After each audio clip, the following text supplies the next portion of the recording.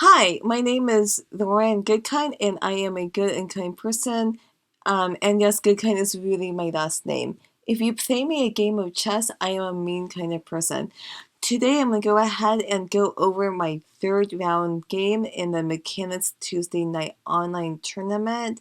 And I had the black pieces against Win Just Win. I really like his screen name. And I won in 25 moves. So my opponent went e4. So again, moving the pawn to e4 is really important because you get the pawn in the center and it opens up lines for the bishop and the queen. I always play the Scandinavian, or not always, but it's pretty popular for me. So I go d5 and Win just took the pawn, and then of course like I take it with the queen. My opponent went knight to c3, and of course it's attacking my queen, so I need to do something about it. So I move the queen to a5, and this is a book 9, and that means like you should move the queen to a5, and that's what I do.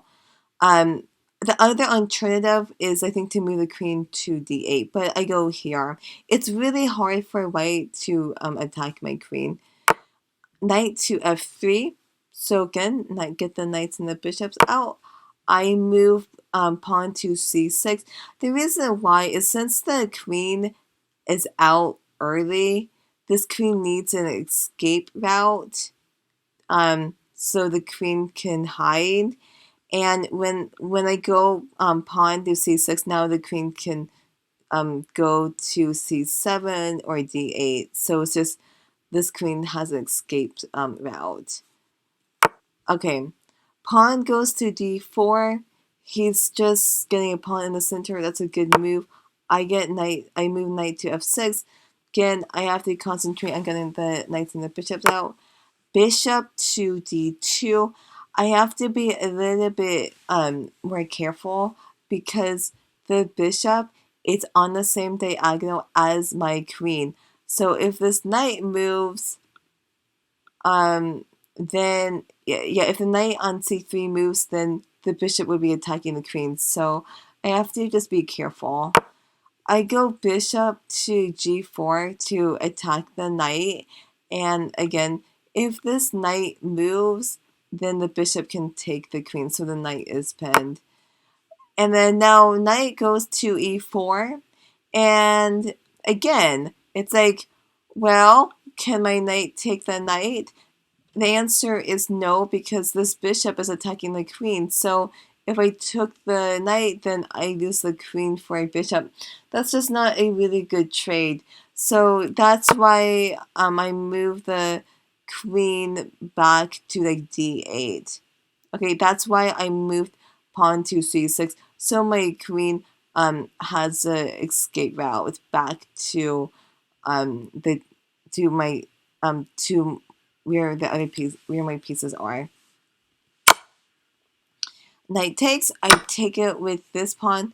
Notice I take it with the e pawn because when I take it with the e pawn, now it opens up lines for this bishop, okay? Because if I take it with this pawn, then my pawns are not gonna be happy, okay? Pawns like to be together, and if I take it with a g pawn, then the h7 pawn would be by itself. So that's why I took it with the e pawn. Bishop to e2. Then I go bishop to d6. Pawn to c3. And then I castle. Notice I'm getting the knights and the bishops out. Very important. Pawn goes to h3. Why did the pawn go here? Oh, it's attacking this bishop. I need to move it because I don't want to lose a bishop for a pawn. What do? I move the bishop back. Win, just castles, and I get my knight out. Okay, notice I'm moving the knight toward the center. Moving the knight on the edge would be really bad. Why? Because the knight, it's not controlling a lot of squares, and then the white bishop can just take my knight on a6, and then my pawn structure will be ruined. So I go here, rook goes to e1, that's fine, and then I go here. When I move the queen here, notice like the rooks are connected, and then I go here. I go c5, and I don't think the computer liked that move. I'm trying to I'm trying to attack, but anyway, queen goes here. Okay. So notice the queen, it is pinning the pawn to my king, and this queen is also attacking that pawn. And then I go here, and now my rook, it's attacking my bishop. It's attacking his bishop.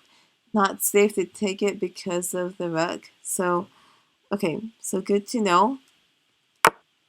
So bishop goes here. Why did the bishop go here? Oh, so now he's putting more pressure on this pawn. I'm not really concerned because I got my bishop, my knight, and my queen that are protecting the pawn on c5. So I go here.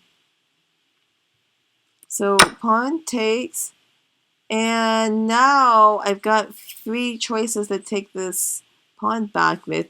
I chose to take it with the knight. And the reason why I chose to take it with the knight, because now the knight's attacking the queen, and I think that's good. Queen goes here, and then I decided to hit the queen again with bishop to g6, and I like what's going on. So the queen goes here. This is interesting. And then I move the rook over here. The reason why I move this rook here is because now the rook is on the same line as this bishop and this queen. And, you know, I am threatening to go bishop to h2. And then that would be a discovered attack.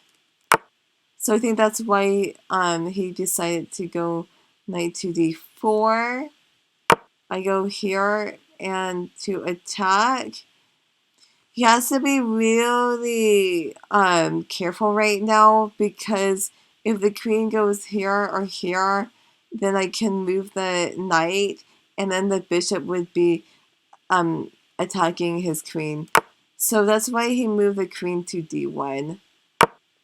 I go a6 to stop the knight from going to b5. He goes there, and then I go here. I think what I wanted to do is I wanted to move the queen over to e5. So, because I want my queen to get to h2. That's what I wanted.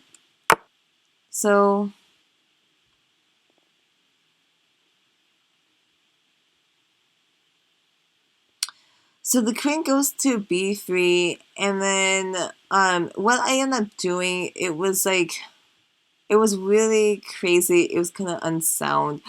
I took the pawn. Don't do this in your other games. This was a complete disaster. Well, you know, I kind of got lucky. This was not sound. I don't really know what I was thinking. I think maybe because this was a rapid game, I was a little bit crazy in this game. This is actually a losing move for me. But the problem was that Win Just Win actually took the knight with the wrong piece.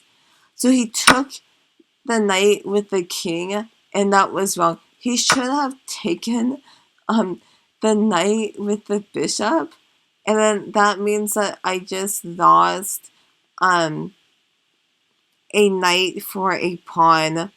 So that's what he should have done. But I don't know. Like, crazy things happen in short time control games. So he took it with the king, and then since I've got this queen and rook here, I decided to take the bishop. King goes here, and then you see how I can threaten checkmate.